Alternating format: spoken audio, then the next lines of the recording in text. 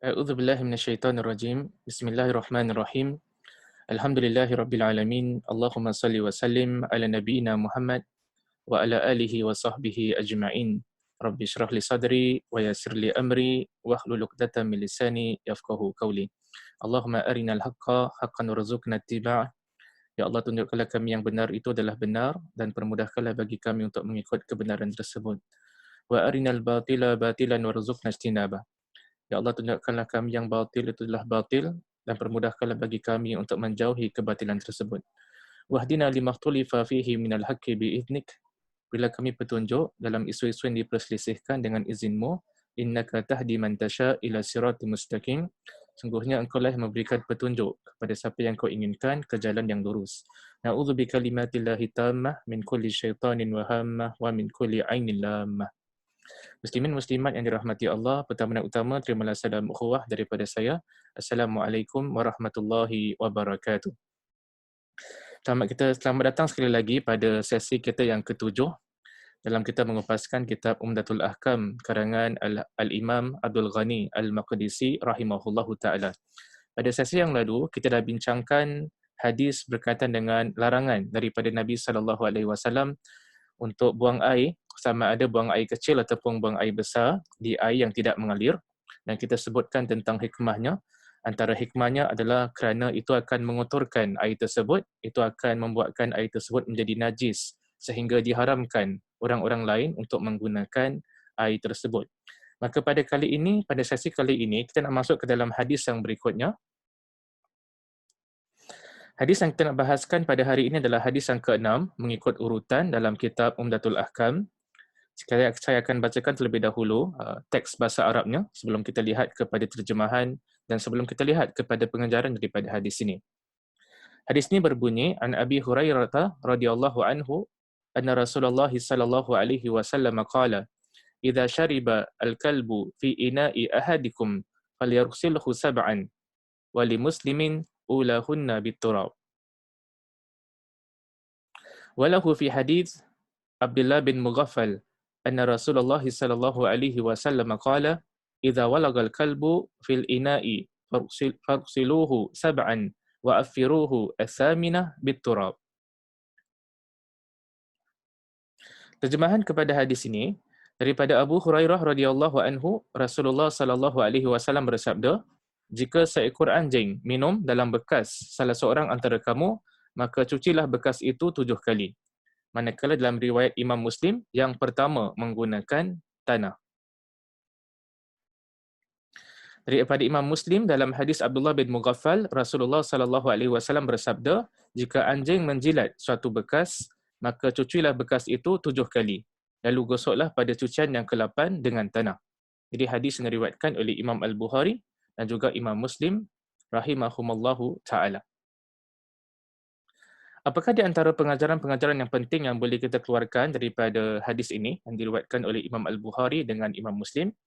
Jadi para ulama kita telah mengeluarkan beberapa pengajaran yang penting. Pertama sekali, hadis ini menunjukkan tentang beratnya najis anjing. Jadi kata para ulama kita, najis anjing ni bukan saja najis, tetapi dia adalah termasuk dalam najis yang berat, khususnya dalam mazhab Asy-Syafi'i. Jadi mazhab Syafi'i melihat anjing sebagai najis yang berat, ataupun dalam istilah fikihnya dipanggil sebagai najis mughalladhah. Dalam mazhab Syafi'i, najis terbagi kepada 3. Ada najis yang ringan yang dipanggil sebagai muhaffafah, ada najis yang berat dipanggil sebagai mughalladhah, dan ada najis yang pertengahan dipanggil sebagai mutawassithah. Apa itu najis muhaffafah? Najis muhaffafah adalah najis yang ringan.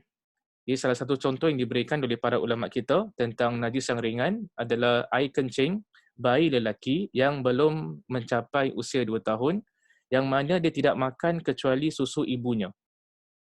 Air kencing bagi seorang bayi lelaki yang belum mencapai 2 tahun, yang mana dia tidak makan melainkan susu ibunya.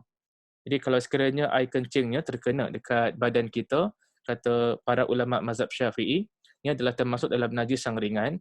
Cara menyucikan najis tersebut, cara membersihkan najis tersebut hanyalah berpada dengan kita merenjaskan air kepada anggota badan yang terkena air kencing bayi lelaki tersebut.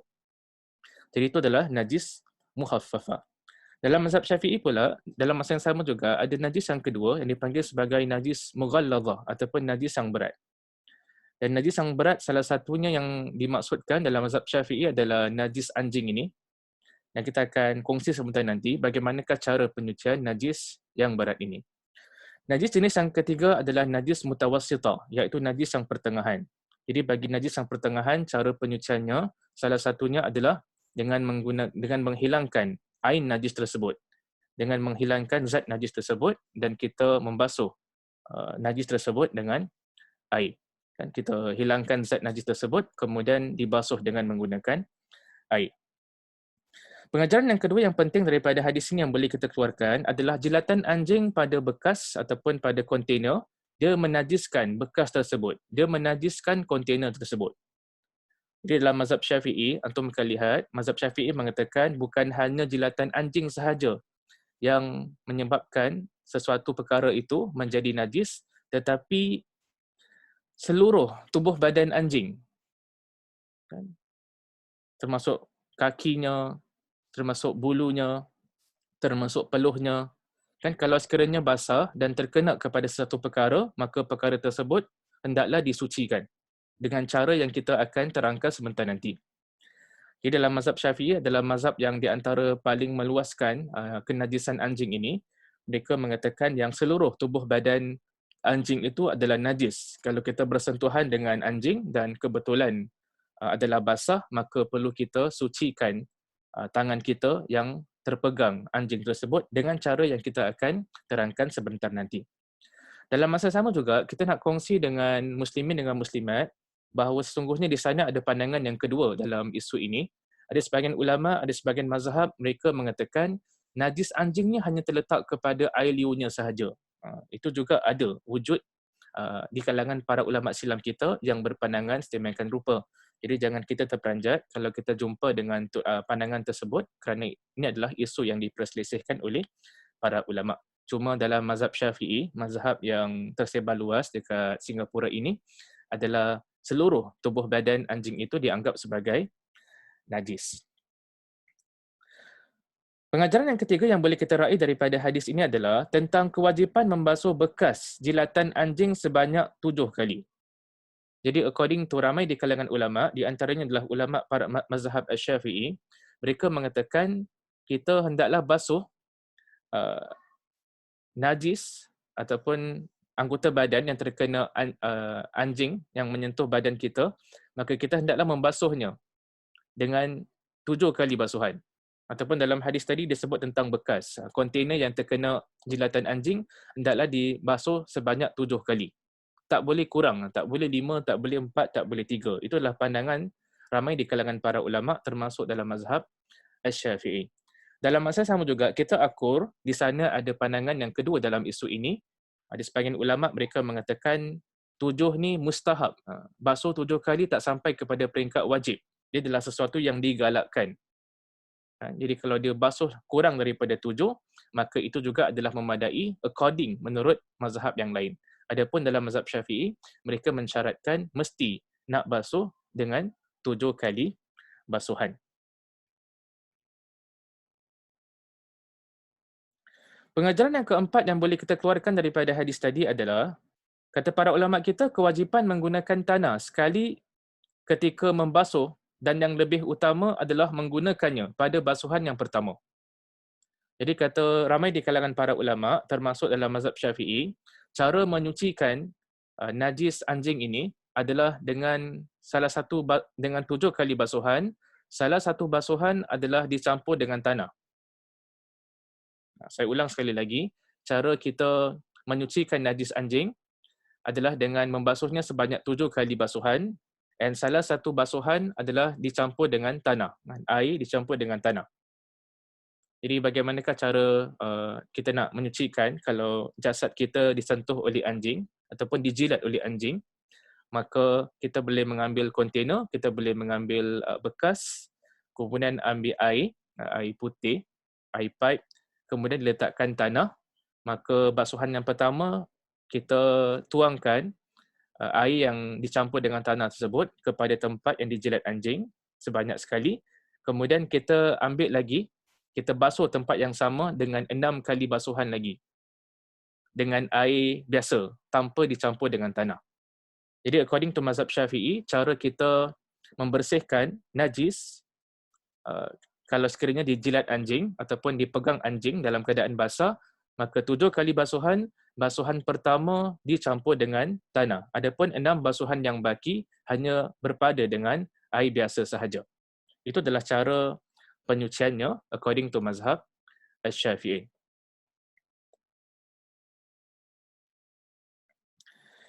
Perkara yang kelima yang kita nak ketengahkan sebagai pengajaran daripada hadis ini adalah para ulama kita berselisih pandangan tentang adakah dibenarkan menggunakan selain tanah. Di sini dibahaskan di kalangan para ulama silam kita dan juga ulama semasa kita, ulama kontemporari, boleh tak kita menggunakan selain tanah? Boleh tak gunakan air sahaja? Boleh tak gunakan sabun sahaja untuk menyucikan najis daripada anjing ini? Maka dekat dalam isu ini diperselisihkan oleh para ulama. Dalam mazhab Syafi'i, mazhab yang dipegang dalam secara meluas dekat Singapura ini, ulama Syafi'iyah mengatakan adalah wajib menggunakan tanah. Sebagaimana kita jelaskan tadi itu. Basuhan pertama, air dicampur dengan tanah, kemudian dituang kepada tempat yang terkena najis itu, kemudian 6 kali basuhan adalah dengan menggunakan air biasa. Jadi mazhab Syafi'i, mereka mensyaratkan mesti menggunakan tanah. Dalam masa yang sama juga, kita akur, di sana ada pandangan sebahagian mazhab, mereka mengatakan kalau tak menggunakan tanah pun tidak mengapa. Kalau kita menggunakan sabun biasa sahaja, juga boleh membersihkan anggota badan yang terkena anjing. Jadi itu adalah pandangan yang kedua. Pandangan yang barangkali tidak meluas penggunaannya kerana dekat Singapura ni, di Singapura ni, kerana Singapura ni kebanyakan mengikut mazhab Syafi'i. Jadi kenapa sebahagian ulama membenarkannya? Mereka mengatakan adalah kerana tanah ni hanyalah sebagai satu wasilah. Orang Inggeris panggil the means. Dan wasilah ini boleh berubah. Kan? Sama seperti Nabi SAW menggunakan siwak kan untuk membersihkan gigi. Maka boleh tak kita gunakan berus gigi kan? Zaman Nabi SAW menggunakan kayu siwak untuk menyucikan, membersihkan giginya. Pada zaman ini ramai orang menggunakan berus gigi. Jadi boleh tak kita menggunakan berus gigi? Sebagian ramai di kalangan ulama mengatakan memang boleh. Kan? Dan adakah kita mendapat pahala sunnah? Sebagian di kalangan ulama mereka mengatakan mendapat juga pahala sunnah kerana objektifnya adalah sama, iaitu membersihkan gigi. Wasilahnya boleh berubah, kayu siwak ataupun berus gigi. Jadi according to ulama yang membenarkan penggunaan selain daripada tanah, mereka mengatakan mereka memahami tanah dalam hadis ini hanyalah sebagai satu wasilah. Yang mana tujuannya adalah untuk membersihkan. Jadi kalau sekiranya kita boleh menggunakan bahan lain yang boleh mencapai matlamat yang sama, yang boleh mencapai tujuan yang sama, iaitu membersihkan tempat tersebut daripada najis anjing ini, maka boleh kita berpindah kepada bahan tersebut. Itulah pandangan ulama yang membenarkan. Bagi para ulama Syafi'iyah, bagi para ulama yang mengatakan wajib menggunakan tanah campuran dengan air sahaja, tak boleh gunakan bahan yang lain, mereka mengatakan kalau sekiranya boleh digunakan bahan-bahan yang lain, nescaya akan dihabarkan oleh Nabi SAW. Tetapi kata mereka, mereka tidak menjumpa dalam hadis tersebut, Nabi SAW hanya menyebutkan tentang penggunaan tanah dicampur dengan air sahaja. Nabi tak sebut tentang benda-benda yang lain. Walaupun pada zaman Nabi SAW ada sahaja bahan yang lain yang boleh digunakan untuk menyucikan najis anjing ini. Tapi tidak disebutkan oleh Nabi SAW. Dan according to sebagian pengkaji di kalangan para pengkaji pada zaman ini, mereka juga mengatakan di antara hikmah kenapa Nabi SAW suruh menggunakan tanah adalah kerana pada jilatan anjing ini, pada najis anjing ini, ada certain bahan yang tidak dapat dihilangkan kotor tersebut, najis tersebut, melainkan dengan menggunakan tanah. Itu yang membuatkan sebagian di kalangan ulama mereka mengatakan adalah wajib untuk menggunakan tanah yang dicampur dengan air. Pengajaran yang keenam yang kita nak kongsi dengan antum adalah secara zahir anjing yang dimaksudkan dalam hadis ini adalah semua jenis anjing. Jadi according to mazhab Syafi'i, mereka mengatakan anjing yang perlu kita sertu, yang dibasuh sekali dicampur dengan tanah dan baki 6 basuhan hanyalah dengan air sahaja adalah semua jenis anjing. tak kisah apa tugas anjing tersebut. Kan itulah secara zahir kalau kita faham hadis ini. Dan itu juga merupakan pandangan dalam mazhab Asy-Syafi'i. Tetapi kita tidak menafikan di sana ada pandangan yang kedua di kalangan para ulama. Pandangan yang kedua di kalangan para ulama mengatakan adapun anjing-anjing yang dipelihara kerana ada keperluan tertentu maka terkeluar daripada hukum ini. Apa contoh anjing-anjing yang dipelihara kerana keperluan tertentu? Sebagai contoh, anjing yang dipelihara oleh seseorang untuk menjaga keselamatan. Dia tinggal dekat satu negeri yang barangkali kurang selamat, di satu tempat yang kurang selamat, maka dia pelihara anjing untuk menjaga keselamatannya, maka itu termasuk dalam keperluan. Maka kata para ulama, hukum sertu ini tidak terkena kepada anjing yang dipelihara kerana menjaga keselamatan. Apalagi contoh anjing yang boleh kita pelihara according to Islam adalah untuk menjaga sebagai penjaga ladang kita. Kita ada ladang, kemudian kita pelihara anjing untuk menjaga ladang kita, ataupun kita ada certain binatang ternakan, kita pelihara anjing untuk menjaga keselamatan binatang-binatang tersebut. Maka binatang-binatang yang dipelihara kerana ada satu keperluan diberikan keringanan dalam Islam. Sebahagian di kalangan ulama mereka mengatakan binatang-binatang yang dipelihara kerana ada satu keperluan maka terkeluar daripada hukum sertu ini. Cuma pandangan yang dalam mazhab Syafi'i mereka mengatakan adapun anjing tak kisahlah sama ada apa sahaja jenis anjing, sama ada diperlukan untuk menjaganya ataupun tidak diperlukan untuk menjaganya. Kalau dia jilat dekat badan kita, kalau dia sentuh badan kita dalam keadaan basah, maka hendaklah disertu. Itulah pandangan dalam mazhab Asy-Syafi'i. Yang terakhir yang kita nak kongsi dengan antum pada sesi kali ini, pengajaran yang ketujuh, ulama kita berselisih pandangan sama ada khinzir boleh dikiaskan kepada anjing daripada sudut kenajisannya. Jadi para ulama kita berselisih pandangan. Khinzir ni, Ustaz, dalam hadis ini Nabi semua sebut tentang anjing saja. Nabi SAW tak sebut tentang khinzir. Tadi dalam secara jelas disebutkan oleh Nabi, idza walagal kalbu, jika anjing menjilat. Nabi tak kata idza walagal khinziru. Kan? Jika khinzir menjilat ataupun khinzir minum. Nabi cuma sebut tentang anjing sahaja.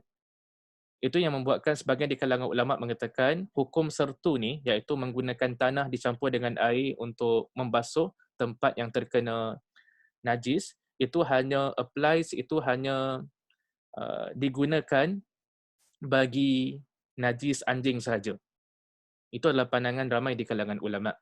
Tapi dalam masa yang sama juga kita akui dalam mazhab Syafi'i meluaskan dalam isu ini, mereka menggunakan kias. Mereka mengatakan hukum sertu ini tidak hanya terhad kepada anjing, juga adalah digunakan bagi khinzir. Jadi dalam mazhab Syafi'i, ada dua jenis najis yang dipanggil sebagai najis mughalladhah, najis yang berat. Salah satunya adalah anjing, salah satunya adalah khinzir. Itu adalah pandangan dalam mazhab Syafi'i. Cuma tadi kita kongsi dengan antum, di sana ada pandangan yang kedua yang mengatakan hukum ini hanyalah terhad kepada anjing dan tidak diguna pakai kepada khinzir. Dan di antara ulama mazhab Syafi'i yang setuju dengan pandangan yang mengatakan hanya anjing sahaja yang perlu disertu dan bukan khinzir adalah Imam An-Nawawi rahimahullahu taala. Imam Nawawi dalam isu ini dia berselisih pandangan dengan ramai ulama Syafi'iyah yang lain. Cuma dalam mazhab Syafi'i, khinzir itu juga termasuk dalam najis yang berat sama seperti anjing. Jadi selepas perbincangan yang lebih kurang 7 pengajaran yang kita keluarkan, saya nak rumuskan apakah di antara 2 poin yang penting yang boleh kita ambil daripada sesi kali ini. Pertama sekali adalah anjing itu termasuk dalam najis yang berat. Najis yang mughalladhah.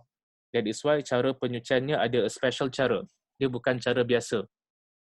Nabi SAW ajarkan adalah dengan mencampurkan dengan tanah, air dicampur dengan tanah untuk basuhan yang pertama, kemudian dibasuh dengan 6 kali basuhan yang setelah itu dengan menggunakan air biasa. Poin yang kedua yang juga terakhir pada sesi kali ini adalah cara penyuciannya adalah dengan 7 kali basuhan. Ataupun selalu kita ada orang Melayu panggil sebagai sertu. Sertu itu dilakukan dengan angka pertama, basuhan pertama dicampur dengan tanah, manakala 6 basuhan yang baki cukup dengan kita menggunakan air sahaja. Jadi itu adalah di antara rumusan saya rasa yang penting yang boleh kita keluarkan berkaitan dengan hadis yang ada kaitan dengan anjing ini. InsyaAllah pada sesi yang akan datang kita akan bahaskan hadis yang seterusnya. Hadis yang seterusnya akan mengupaskan tentang cara Nabi SAW mengambil wuduk. Saya berpada setakat di sini. InsyaAllah kita bertemu sekali lagi dalam sesi yang akan datang. Kita tutup dengan tasbih kafarah. Subhanakallahumma wa bihamdika. Asyhadu an la ilaha illa anta. Astaghfiruka wa atubu ilaik. Sekian. Assalamualaikum warahmatullahi wabarakatuh.